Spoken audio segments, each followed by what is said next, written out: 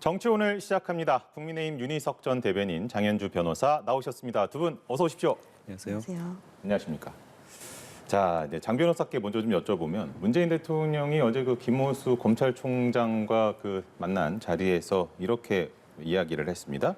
개혁은 검경의 입장을 떠나서 국민을 위한 것이 돼야 한다. 국회의 입법도 그래야 한다. 이걸 갖고 뭐 여야가 이제 해석이 조금 엇갈리는 것 같은데 진짜 뜻은 뭐라고 좀 읽으세요?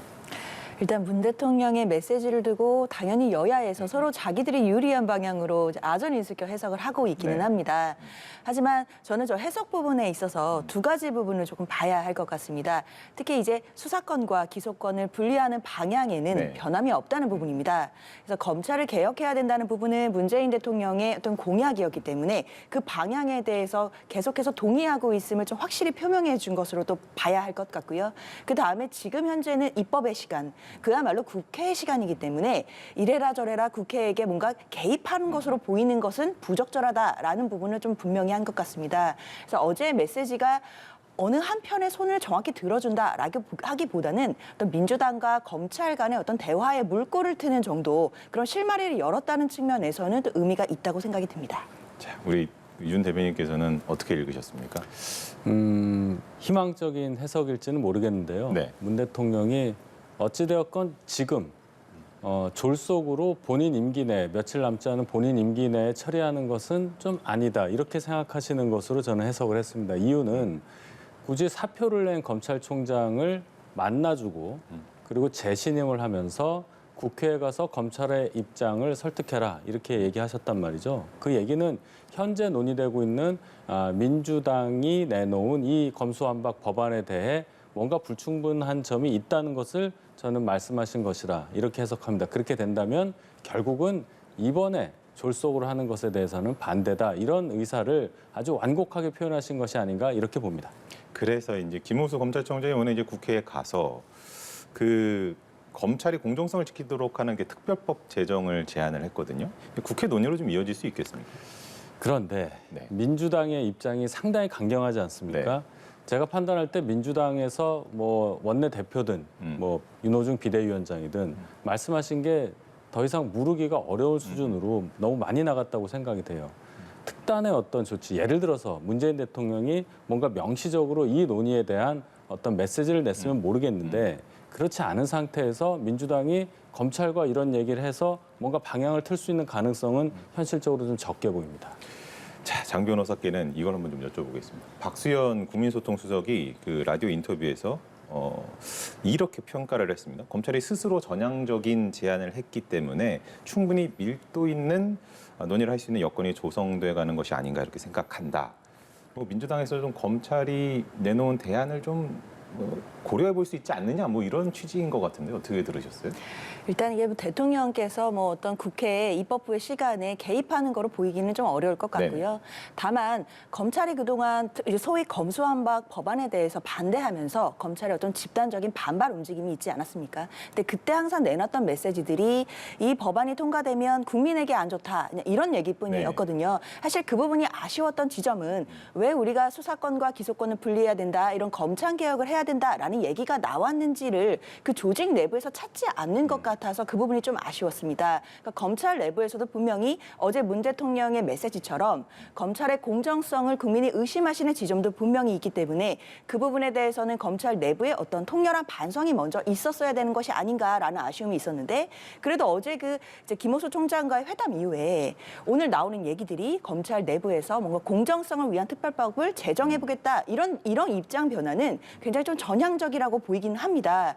그래서 이 자체만으로도 좀 자세가 바뀐 것만으로도 좀 의미가 있기 때문에 이 부분은 얼마든지 국회 내에서도 또 민주당 내에서도 검찰에서 어떤 의견들이 온다면 충분히 검토해 볼 수 있다고 생각합니다. 검수완박과는 별개인가요? 같은 방향일 것 같습니다. 왜냐하면 검찰 개혁으로 결국 수사권과 기소권을 분리해야 된다는 그 방향성은 마찬가지이고 변함이 없지만 그 과정에서 검찰이 어떻게 스스로 공정성을 담보할 수 있는지 부분도 분명히 고려해 볼 수 있습니다. 그러면 이어서 한번 좀 여쭤보면 박수석 인터뷰 내용 중에 또 눈에 띄었던 게 이런 거거든요. 거부권 행사 관련해서 이게 위헌적 소지 등 여러 조건이 있어야만 행사를 할 수 있는 것이지 심정적 정서적으로 접근하는 것은 아니다. 이렇게 얘기했습니다. 어떤 의미로 읽어야 할까요, 이건? 일단 거부권이라는 것은 말 그대로 국회에서 다 법안이 통과된 네네. 이후에 이제 그 다음에 대통령의 시간이 오는 것이거든요. 근데 이제 지금은 국회에서 아직 통과가 된지 여부도 확정되지 않았고 통과도 되지 않은 상태에서 거부권을 논하는 것 자체가 이제 부적절하다라는 취지인 것 같습니다. 왜냐하면 지금 바로 뭐 거부권을 행사할 것인지 이 부분을 말씀하시게 된다면 마치 국회에게 메시지를 보내는 것 같거든요. 그러면 이제 입법권의 어떤 개입이나 또 침해로 보일 우려가 있기 때문에 그 부분에 대한 질문에 대해서는 답을 안 하는 걸로 봐야 될 것 같습니다. 이게 지금 국민의힘에서는 그 권성동 전성동 그 원내대표도 그렇고 계속해서 이제 얘기를 하고 있어요. 뭐 이제 거부권 얘기를 이제 띄우고 있는데 이거는 국회 통과를 막을 방법이 없다 이렇게 좀 판단을 해서 그런 것 같은데요. 그렇죠. 물리적으로는 진짜 민주당이 원한다면은 뭐 국회 통과 막을 방법이 없습니다. 뭐 딱 하나 있는데요. 박병석 국회의장이 이제 외국을 가시기 때문에 예. 만약에 사회권을 명시적으로 부의장 두 분 네. 중에 한 분에게 이양하지 않는다면은 본회의가 열릴 수가 없어요. 예. 그렇게 되면은 뭐 처리가 안 될 수는 있는데 거기까지 상상하기는 좀 어렵고요. 그래서 이제 거부권 얘기를 하는 건데 박수현 수석이 정확하게 말씀하셨어요. 거부권은 위헌적 소지가 있으면 당연히 발동을 해야 됩니다. 그런데 지금 민주당이 내놓은 검수완박 법안 이 개정안을 보면 위헌적 소지가 굉장히 많습니다. 예를 들어서 헌법에는 영장 청구는 검사를 통해서만 하게 돼 있어요. 검사만이 할 수 있는데 이 개정안을 잘 보면은 사법경찰관이 영장 청구를 할 수 있는 조항도 있습니다. 그거는 명백히 위헌이에요. 따라서 이 법안 그대로가 통과가 된다면 이 지금 박수현 수석이 얘기한 대로 위헌적 소지가 있음을 이유로 해서 대통령의 거부권 행사가 가능할 수 있는 것이죠. 자, 그러면 추가로 사실 지금 상황에서 뭐 그 국민의힘에서는 필리버스터도 좀 고려를 하고 있는 것 같고 이런 상황에서 사실은 그 필리버스터를 저지하기 위해서는 민주당에서는 180석을 확보를 해야 되기 때문에 정의당이 사실은 굉장히 캐스팅 보터가 된 상황인데 검찰 개혁에는 원론적으로 찬성을 하고 있으나 지금 시점에 대한 부분에서는 좀 반대 의사를 표하고 있는 것 같아요. 여영국 대표가 뭐 그 박병석 국회의장에게 중재를 좀 요청을 하기도 했고 내일 입장을 낸다고 하는데 어떤 입장이 나올 거라고 좀 예상하세요? 이 검찰 개혁 관련해서는 국민의힘도 반대하는 건 아닙니다. 네. 왜 이렇게 졸속으로 문재인 대통령 임기 안에 하려고 하느냐 이 부분을 지금 얘기하는 거잖아요. 그렇기 때문에 졸속으로 지금 준비가 되고 있다. 따라서 검찰의 수사권을 경찰로 다 이양하는 과정에 있어서의 국민적 피해를 얘기하는 거 아니겠습니까? 아마 정의당에서는 이 부분을 국회의장에게 얘기를 하고 시간을 좀 더 두고 이거를 보완한 다음에 검수완박을 포함한 검찰 개혁을 추진하자 아마 이런 제안을 할 것으로 예상을 합니다. 추가적으로 좀 여쭤보면 사실은 민주당에서는 그 지금 해야 된다는 이유는 윤석열 대통령이 취임을 하고 나면 거부권을 행사할 것이다라는 강한 믿음이 있기 때문인 것 같은데 만약에 이 법안이 지금처럼 졸속으로 돼 있지 않고 네. 뭔가 다른 법률들과 그리고 국민들의 어떤 범죄에 대한 피해를 구제할 수 있는 방향으로 완벽하게 준비가 돼 있다면 네. 여론도 바뀔 거예요. 그렇다면 윤석열 당선인이 대통령으로서 취임 이후에 이걸 거부권을 행사할 이유가 전혀 없는 거죠. 지금 국민의힘 그리고 많은 분들이 이 법안에 대해서 반대하는 이유는 방향에 대해서 반대하는 것이 아니라 너무 졸속으로 처리함으로써 발생할 수 있는 범죄에 대한 국민의 피해를 구제할 수 없다는 것. 그리고 수사권에 대해서 정의가 되지 않음으로써 일어나는 국가 형사권 체계에 대한 혼란, 여기에 대한 반발이지 이 검찰 개혁을 해야 된다는 것에 대해서는 크게 반대하는 분들이 없다는 것 다시 한번 강조합니다. 장 변호사께서는 정의당이 어떤 입장 내놓을 걸로 예상하십니까? 일단 크게 입장 변화가 있을 것 같지는 않습니다. 다만 이제 민주당에서 주의 깊게 보는 부분은 결국 정의당도 그 검찰 개혁을 해야 된다. 즉 수사권과 기소권을 분리해야 된다는 그 방향에는 원칙적으로 동의하고 있다는 그 부분에 좀 방점을 찍고 있습니다. 결국에는 국회 내부에서 얼마든지 민주당과 정의당 간에 또 그런 부분에 대해서 협상이 이루어지거나 실무적으로 협의가 또 이루어진다면 또 정의당이 또 전향적으로 또 입장을 바꿔서 또 민주당과 함께 해줄 수도 있는 것이고요. 또 그게 만약에 안 된다 하더라도 민주당 내에서는 정의당이 동참해주지 않는 것을 전제로 이미 이제 이 일정을 다 짜놨기 때문에 큰 무리 없이 추진할 수 있다라는 보고 있는 관점이 더 많기는 합니다. 그러면은 그 부분은 그 회기 쪼개기. 예, 그렇습니다. 알겠습니다. 다음 주제로 좀 넘어가서 오늘 저희 연합뉴스 TV를 통해서 그 국민의힘 경기도지사 경선의 마지막 TV 토론회가 있었습니다. 그 유승민 전 의원이랑 그 지금 김은혜 의원이 마지막으로 좀 맞붙었는데 어떻게 보셨어요? 뭐 엄청나게 치열한 경선 토론이었어요. 네. 보니까 이제 퀴즈식 문답도 하시고 신경전이 좀 있었고 또 유승민 의원은 이런 얘기를 하셨죠. 마지막 기회를 달라. 네. 그리고 김은혜 의원은 미완의 정권 교체를 완수하도록 해달라. 뭐 이런 이제 메시지를 냈는데 경기도지사 선거가 이렇게 관심을 끄는 이유는 역시나 이재명 전 대선 후보의 정치적 본거지이기 때문에 또 윤석열 당선인이 대선에서 경기도에서는 5.3%포인트 차로 지지 않았습니까? 예. 그래서 이제 김은혜 의원도 미완의 정권 교체라는 말을 썼는데 두 분 중에 뭐 경선 뭐 전망이랄지 이렇게 하긴 참 어려워요.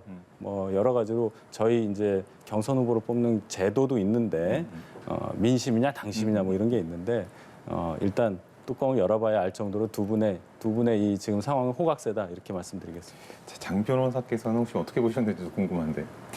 일단 지금 뭐 언론에도 많이 보도가 되고 있지만 민심과 당심이 엇갈리고 있다라는 좀 평가들이 많더라고요. 아무래도 이제 김은혜 후보 같은 경우에는 당심이 좀 더 유리하신 것 같고 유승민 후보 같은 경우에는 아무래도 대권 주자로도 나왔었던 만큼 민심에서 좀 더 앞서는 것 같습니다.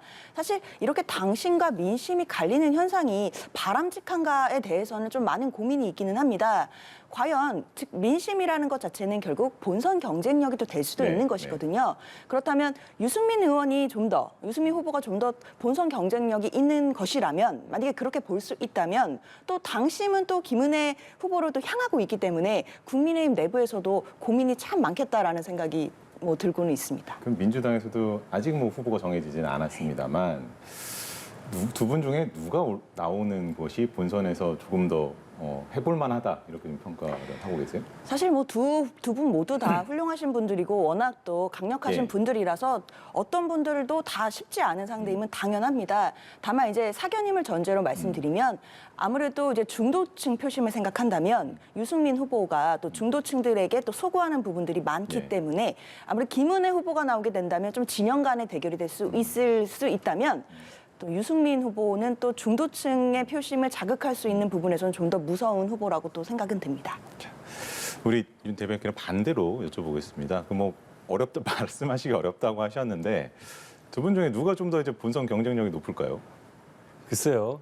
일단 두 분의 경선이 국민적 관심을 끄는데 성공했다는 것만으로도 두 분 다 네. 자격이 있다고 생각합니다. 김은혜 의원이 경선에 참여함으로써 어떤 신선한 어떤 느낌을 많이 줬잖아요. 예. 그리고 국회의원 2년 한 분이 경선에 참여해서 광역단체장으로 또 우리나라 최초의 여성 단체장으로 도전을 하는 상황인데 결과적으로 보면 민주당에서 어느 분이 나오냐도 되게 중요할 것 같아요. 김동연 후보가 정말로 경선에서 이제 통과를 하실 건지 아니면 뭐 안민석 의원 등 기존의 민주당 의원분들이 되실지 그 부분에 따라서도 이제 김은혜, 유승민 두 분이 어떤 경쟁을 가져야 되느냐 거기에 대해서 생각할 수 있는데 저는 두 분 중 어느 분이 되더라도 또 민주당에서 어느 후보가 되더라도 지금 국민의힘 후보가 경기도지사 선거에 생각보다 상당히 유리한 상황이라 이렇게 봅니다. 그 이유는 윤석열 당선인이 이제 취임한 이후에 벌어지는 선거이고 지금 보면 경기도지사 경선 관련한 민주당 경선 얘기는 그렇게 관심을 끌지 않아요. 결국은 국민들께서 봐주셔야 되고 특히나 지방선거는 양쪽에서 소위 말해서 충성도가 높으신 정치에 관심이 많으신 분들이 투표를 하는 쭉 전체적인 투표율이 낮은 선거이기 때문에 이 집결하는 이런 효과가 크지 않습니까? 그런 차원에서 뭐 어느 분이 되더라도 뭐 좋은 결과가 있으리라 이렇게 예상합니다. 국민적 관심사 부분 말씀해 주시는데 좀 덧붙이실 말씀이 있을 것 같아요. 일단 국민의힘 같은 경우에는 이제 경선이 좀 본격적으로 시작이 됐고 네. 그리고 또 김은혜 후보 같은 경우에는 또 이제 뭐 당심을 넘어서서 윤심이었다라는 이제 보도들이 많았기 때문에 더 많은 관심을 받고 있는 것 같습니다. 근데 그에 비해서 이제 민주당 같은 경우에는 이제 김동연 후보와 이제 합당이 얼마 전에 됐고요. 네. 아직 이제 경선 과정이 본격적으로 진행된 것은 아니기 때문에 조금 이제 국민의힘에 비해서는 뭐 주목도가 없긴 하지만 이제 뭐 본격적으로 시작이 된다면 또 토론회도 하고 이러다 보면 그리고 또 이제 이재명 또 상임 고문이 예, 예. 또 간접적이든 직접적이든 이번 선거에 영향력을 미칠 거라는 예상이 많기 때문에 그렇게 된다면 이 지방선거가 굉장히 뜨거워질 것 같긴 합니다. 지금 보이지는 않지만 곧 여론몰이를 흥행몰이를 할 것이다 이런 말씀이셨습니다. 장 변호사께 좀 이어서 여쭤볼게요. 자, 정호용 보건복지부 장관 의혹들이 좀 계속 나오고 있는데 중도 사퇴는 안 하지 않고 그냥 청문회까지 가겠다라는 의지가 굉장히 본인이 좀 강한 것 같습니다. 근데 국민의힘 내부에서도 좀 자진 사퇴 목소리가 커지고 있는데 청문회까지는 그냥 갈 걸로 예상을 하십니까?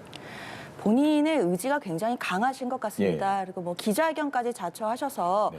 본인이 뭐 부정이나 뭐 불법이 없었다는 취지의 이제 강한 해명도 하시더라고요. 그런 거로 봤을 때는 뭐 자진 사퇴를 할 것 같진 않고 청문회까지도 갈 것 같은데요.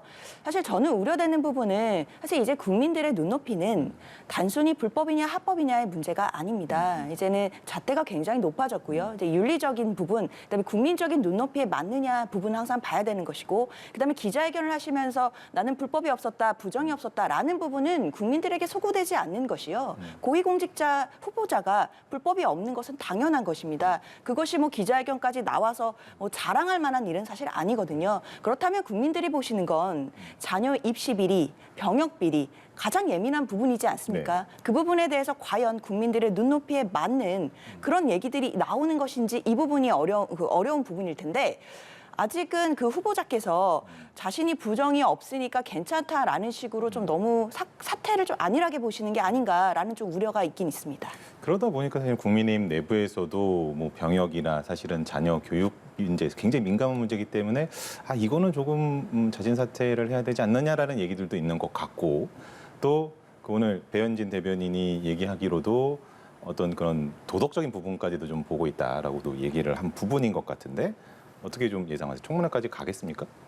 일단 여론의 추이를 계속 봐야죠. 예. 아마 그 후보자, 정호영 후보자 입장은 상당히 뭐 억울하다, 네. 좀 안타깝다 이런 심정일 겁니다. 그래서 청문회장에서 자기가 더 세게 해명을 해야 되겠다는 아마 의지가 예. 있을 겁니다. 이 정도 상황이면. 그런데 말씀하셨듯이 이 국회 청문회장이 꼭 불법이냐 아니냐를 가리는 게 아니라 네. 국민적 눈높이에 맞춘 인사에 대한 어떤 검증 과정이기 때문에 참 장관으로 가는 길이 이렇게 어렵구나. 이걸 다시 한번 생각해보는 이번 청문회 전국인 것 같습니다.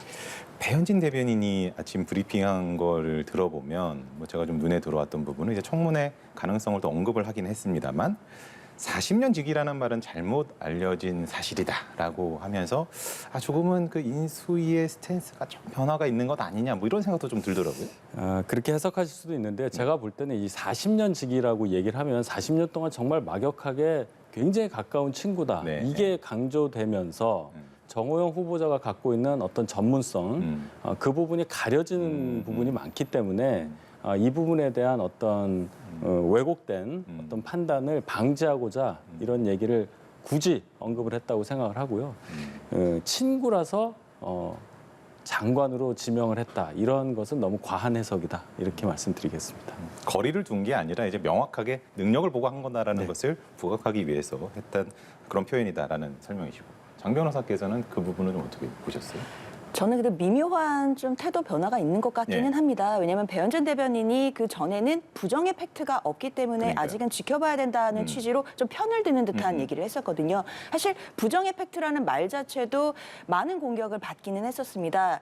사실 이제 뭐 불법이냐 부정이냐 뭐 이게 지금 중요한 것이 아니고 국민의 눈높이에 맞아야 되는데 과연 인수위에서 또 윤석열 당선인이 그런 국민의 눈높이를 경청하고 있느냐 이런 부분에 대해서 좀 많은 비판을 받았거든요.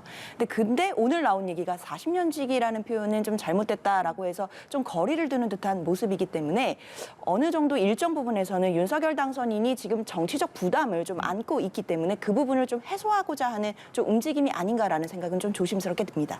일상적으로 뭐 보통 통상적으로는 이럴 경우에는 이제 후보자 본인이 이제 당선인에게 정치적 부담을 줄 수 없다라고 하면서 자진 사퇴를 하기도 했던 그런 기억도 나네요. 어떤 선택을 하게 될지 좀 더 지켜보도록 하겠습니다. 오늘 말씀 여기까지 듣도록 하겠습니다. 두 분 수고하셨습니다.